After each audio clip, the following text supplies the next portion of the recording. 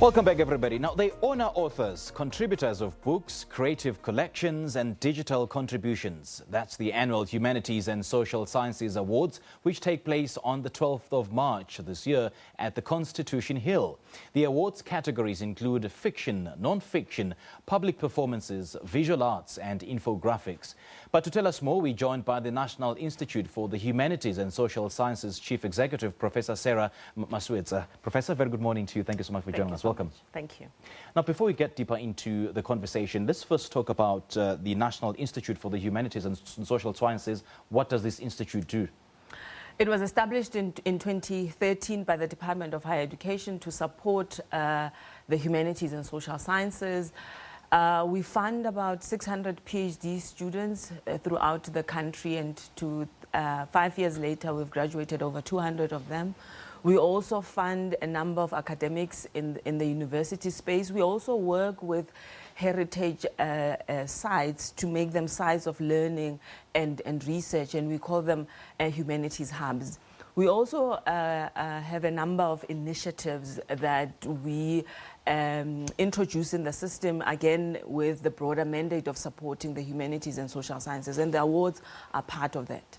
Okay. What really inspired these awards? I mean, just looking at the great work that this organization does. The awards, I think for us, it was mainly about at least once a year, let's pause and celebrate the great work that the playwrights, the authors, the tenacious poets are engaged with on a day-to-day basis. It's not just about celebrating, it's also about pausing and reflecting on what the works means for South Africa and the world over, given the many challenges that we face. I mean, when it comes to awarding some of the authors and the creative writers of, of books, what is it that you look out for? I mean, what's the criteria that you use? I mean, I've got books here by Bongan Ngulunga, for instance, who authored The Man Who Founded the ANC. We also have My Own Liberator by Dikgang Moseneke. We also have Fred Khumalo, Dancing the Death Drill. Yeah, Dancing the Death Drill. I mean, all these have been awarded in the previous years. Yeah. What is it that you look out for, and who are the awards aimed at? Okay. So we have judges, esteemed judges from the community. So these are our academics who themselves have written some of their own groundbreaking work. So we bring in, I think it's over 30 judges that we bring in to evaluate, to look at these works. One of the biggest criteria for us is social relevance. New voices, unearthing new voices, unearthing new stories. So, for example, Fred's work, and Fred is no new voice in the system, but the story about SS Mendi deserves to be told from our perspective, and I think that's what compelled the judges to make it a winner.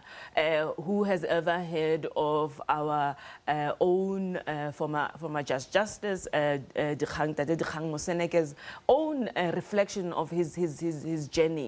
So I think we're looking for for social relevance. We are looking for new voices. We are looking for new stories that needs to be told from our perspective. And I would imagine it must be a very, very difficult task of finding the right book that will be awarded. I mean, you just mentioned that you're looking for social relevance. I mean, every author would argue that whatever their work that they produce is so much relevant in today's, day-to-day living. So it must be very, very daunting and painstaking task for you to do. I don't envy the judges. So as the institute, we bring all the judges, and every year I sympathize with them, because at the end of the day, yes, there needs to be a winner. The awards are not just necessarily about just having a winner. It's also about celebrating everyone.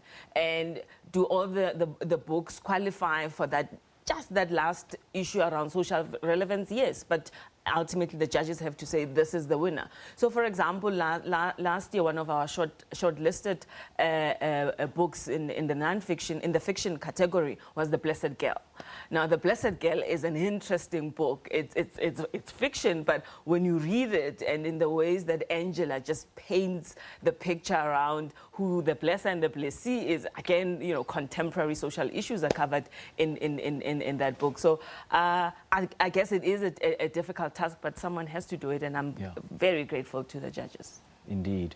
What stands out for you of all the entries that have been brought in? This year, there are a number of them that stand out in both the fiction, non-fiction, but also in terms of public performance. Let me just take one, and I've reflected on this one. This is, I think, it's called Lucana. It is a book that talks, it's in the fiction category, it's a book that talks about rape in the country, but it's an interesting one because it's a take on the one book that has been published many years ago, J.M. Coetzee, Disgrace. So it challenges that book. So it's a conversation between two books, different times. It's a book that is not just about the subject matter race. It also touches on privilege. It also touches on who tells the story for what purpose, and who has the right to tell the story. So that book, I think, stands out for me. I think there are other stories, there are other books, there are other submissions that talk about transformation in the country, transformation in higher education, for example.